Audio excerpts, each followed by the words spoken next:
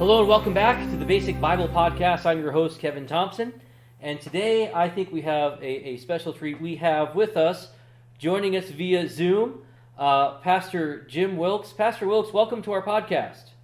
It's great to be here, Kevin. Thank you. Thanks for having me. And technically you're not a pastor right now, but in my mind you always will be, and always have been. I'm just going to refer to you as Pastor Wilkes because I don't think I can physically form the words not to. Well, that's fine. That's fine. So, Pastor, for those of you who don't know, Pastor Wilkes was my pastor growing up over at in New England, at New England Baptist Church, and later you took another church in southern Massachusetts, right on the Rhode Island border there. And I can honestly say I don't know of any one person who had more of a spiritual influence in my life than Pastor Wilkes. And I was just thinking, just yesterday I took a phone call from a former student who I've been kind of discipling with, and he's been talking with me, and I got to be honest, it was a little irritating, and I thought, man, I bet that Pastor Wilkes thought this of me more than once, because I remember very many times spending some time in your office after church. Your door was always open, and you're always there. In fact, you shepherded me through some trials in my life, which I'm going to be forever thankful for. But you're the guy who gave me a love for books, because I always stare at your books as we were in your office. Your books and your Coke memorabilia. Both of which I have adopted. I don't have Coke memorabilia, I just have Coke laying around. That's a good thing. So Coke and books, that you had a huge spiritual influence in my life, so thank you for that. And for my listeners, this is the guy to blame. Yeah. So. All right, well, you're an author now. Well, actually, you were before this too. You had a previous book, I forgot to bring it with me, The Grace Walk. Glory Walk. The Glory Walk, yes, Glory Walk, sorry. Which you written a number of years ago. Now you're following that up with A Hope-Filled Life. And I want to start off, I was really taken in, like by page 3 you had me. I want to read this quote, and I want you to kind of unpack this for us, because it's just an incredible quote. So this is on page 3. Christ's kingdom is not all about the hopes and dreams of finite and fallen human beings. God does not want to fulfill all your hopes and dreams. Well, right there, you've just separated yourself from most authors in Christian bookstores today. God does not want all of your trials and troubles to magically disappear so that you can be happy, healthy, and move up the ladder of success to what you imagine are greener pastures. The good news is that Christian hope is much deeper, far richer, and considerably superior to these kinds of temporal wishes. The gospel of Jesus Christ deals in ultimate things. It goes beyond this life, yet it deals with the real needs that we have in this life. The gospel saves us from our narcissism. I love that quote right there. The gospel saves us from our narcissism, and yet brings us something more glorious than us, something eternally satisfying.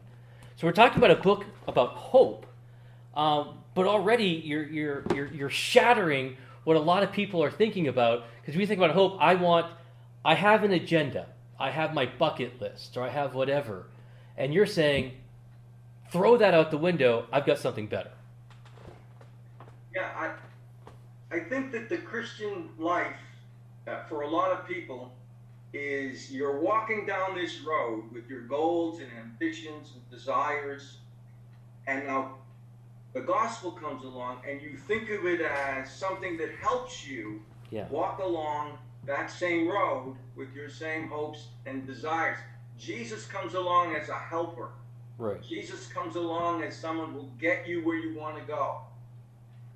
And unfortunately, that's because we present the gospel a lot of times with the goal of the gospel being an escape from eternal punishment. Right. As opposed to the goal of the gospel being God. Yeah.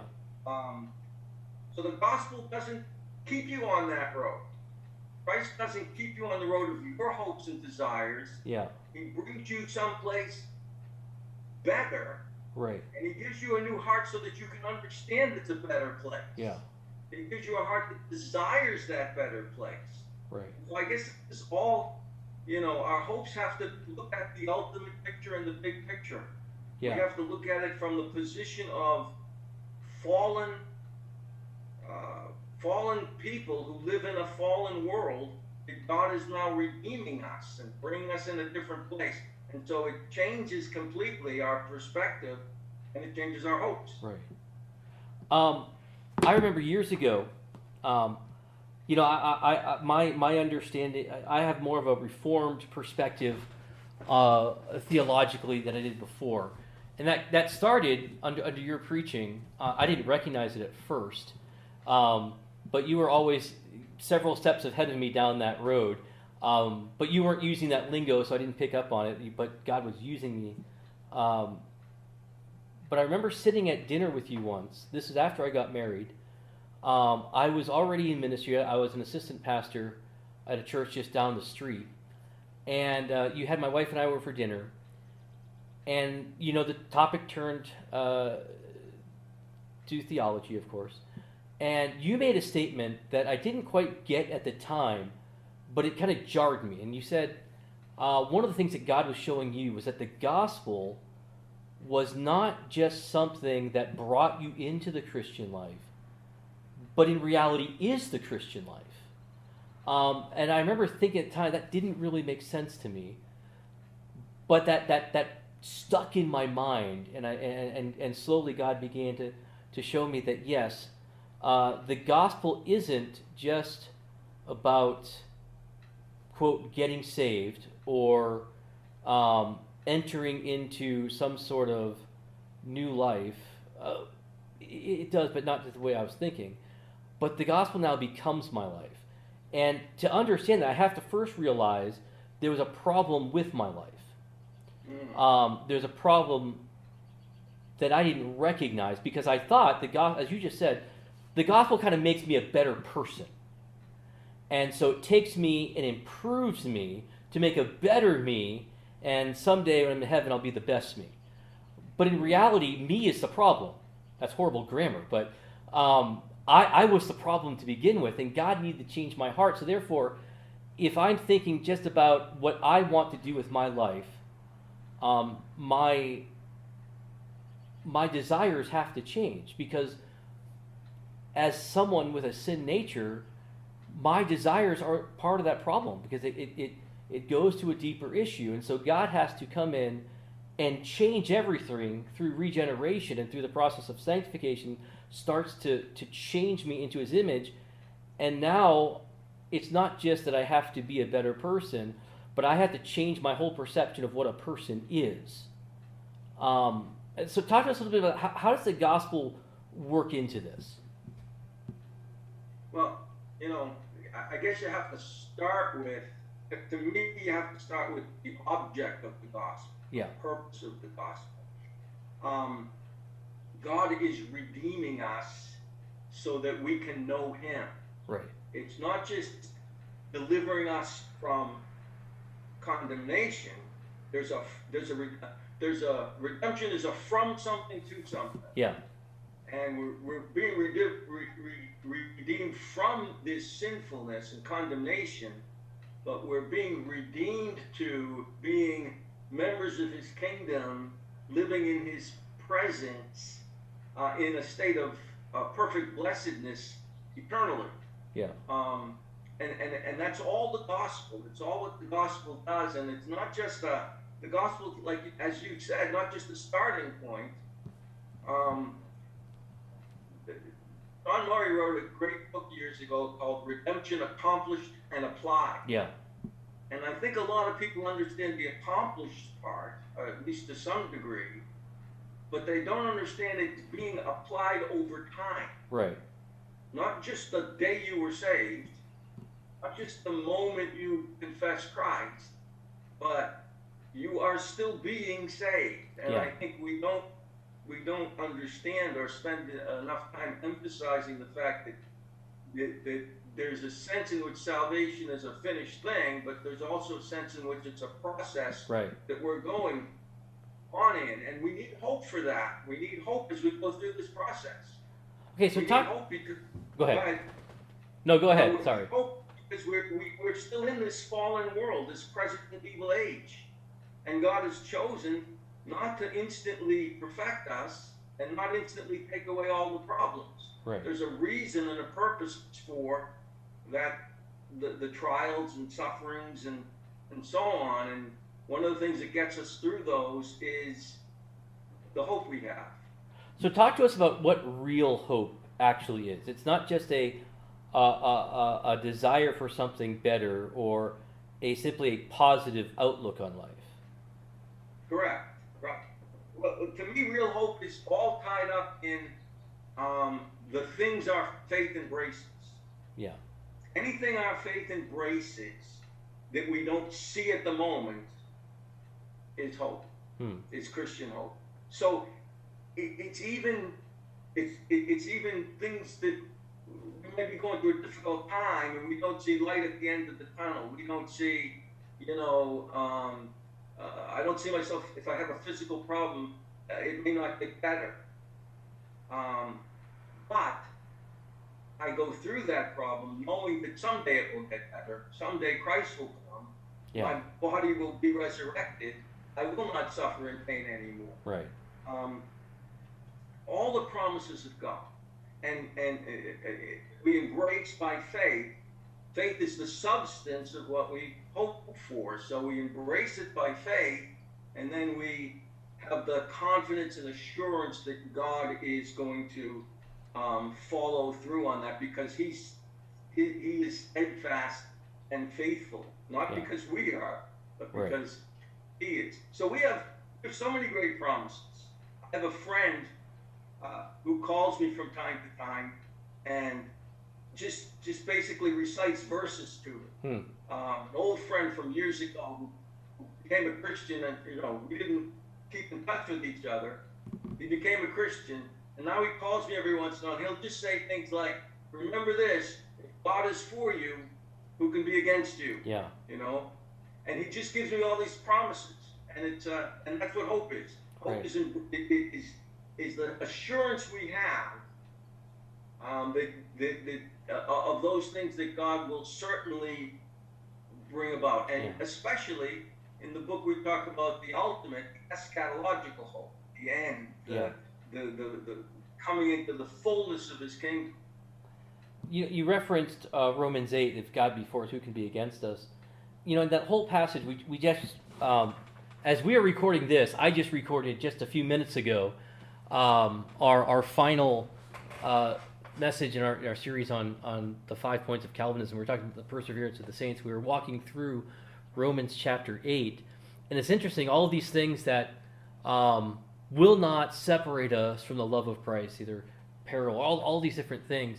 And we were talking about just that idea that, and referencing that with Romans 5, all of these negative things, which without Christ would distress us, discourage us, weigh us down, all of these difficulties, God is actually using to sanctify us, to bring us closer to the image of Christ. And so we can have hope in the midst of all of this suffering, even though these very same things are what cause us to not have hope. But if we look at it from a different perspective, these should cause us to have hope, because God is using all of this for His honor and His glory. It's part of His plan from before the foundation of the world, and He cares for me enough to put me through this. Mm-hmm. That's great that you brought that up. I just preached on Romans 8. I actually preached at my old church from Louisville by Zoom on a Sunday morning. And I preached in Romans 8, 31 and 32. And my title of the sermon was, How God is for Us. Yeah. Because it's not enough to know God is for me, because I might have a completely different idea of how He's for me. Right. And Romans 5, 31 to 39, the end of that chapter, actually it's an inclusio. Hmm. In other words, there's bookends in the Bible, Right. you know, that deal with the same theme and allow you to see sections of the Bible. Romans 5:1-11, Romans 8:31-39 form the bookends. Hmm. So if you want to know how God is for you, you have to go back and see all the way from Romans 5:1 to Romans, 8:31, and you see all the ways God is for you. Right. And those ways they're not always pleasant. Yeah. God is for me in suffering.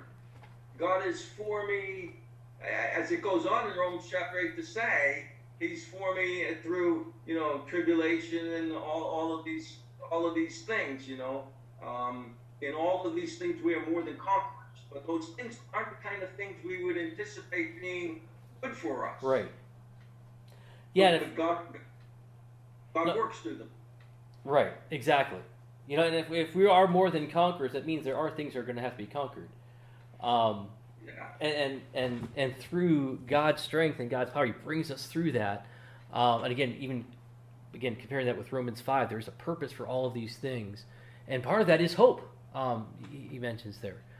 So, Pastor Wilkes, how do you hope people? Pardon the pun. Yeah. How do you hope people take this book? What would you like them to do with it? What do you want them to walk away from after reading this? Well, first of all, my prayer is, and I pray this almost every day, that God, if you would permit people to read this book, if nothing else, forget my words, my explanations, but if nothing else, use your word. Yeah. Use your word in the hearts of people. And if my explanations aren't right, then help them forget those things, but remember the truth of your word. Right. But what I really want is just, I wrote the book because I felt like there just needed to be a book, that the whole book was really just about that idea of Christian hope. Yeah.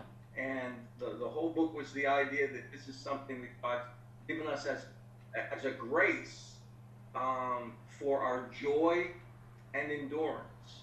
And that if people would just see that bigger picture of the Christian life, Yeah. it's not about,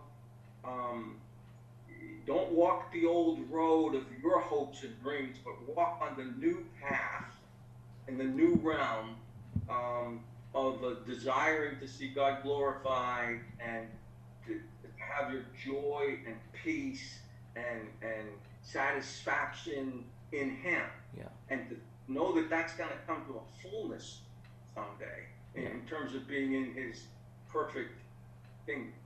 Well, we want you to buy the book. The name of the book is A Hope-Filled Life, and we'll have the link to where you can purchase that for yourself, and purchase one, purchase two, give one away. Start a small group. It's not a very long book. It's just over 100 pages or so. It's readable. It's filled with the gospel. This will be an encouragement to you, so we want you to pick this up.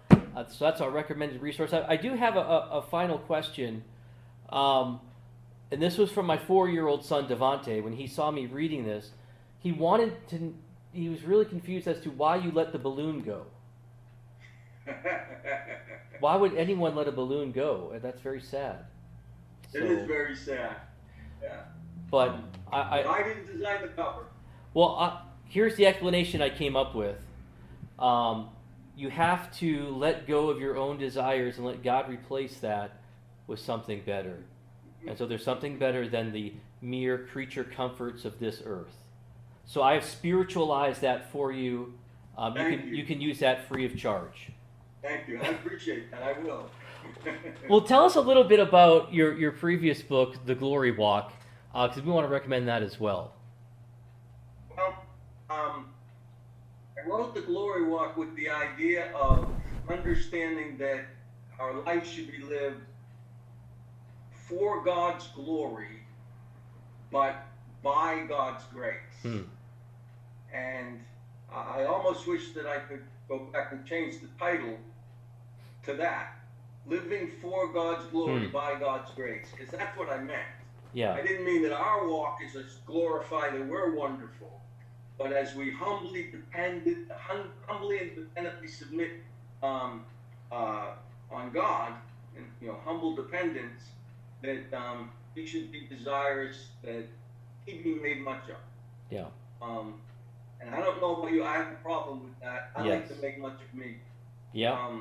I still fall short. I stumble in many ways, as James says in chapter 3, verse number 2. And but I know that's the goal. I praise the Lord for bringing me to some point where I can see that. The goal is to make much of Him. Right. Because He's way more worthy to be made much of than we are. Amen. So that's the idea of the glory walk. And you've got a blog as well, right? I do, and I blog maybe once every 2 or 3 months. I'm not real good at that, but. Well, we're going to include a link to that as well, so you can check out in 2 or 3 months the next blog post. If you're following our website, I'm basically the same way, except I think you probably update it more than I do. That's why I have a co-host. That's why he does all the work, and not me. But anyway, so Pastor Wilkes, I want to thank you for your time and again for your book. If you're as you said, you're retired, but not, and you keep up with your preaching ministry, and you're going to minister to a lot of people through this book, and I know you're working on another one, and so thank you for your dedication to Christ. Oh, thank you, Kevin. I appreciate your ministry, and thanks for having me. Really. All right, we want to thank all of you for joining us, and don't forget to join us back next week. Until then, check out our website at www.basicbiblepodcast.org, and you can find all of the links we mentioned there in the show notes. Also, the blog that occasionally is updated, but all of our contact info there. So if you have any comments, you can tweet us at Basic Biblecast or email basicbiblepodcast@gmail.com, or you can call our voicemail line, leave a message there at the number that I currently forget, but it's on the website. You can check that out there. So until next week, have a great rest of your week.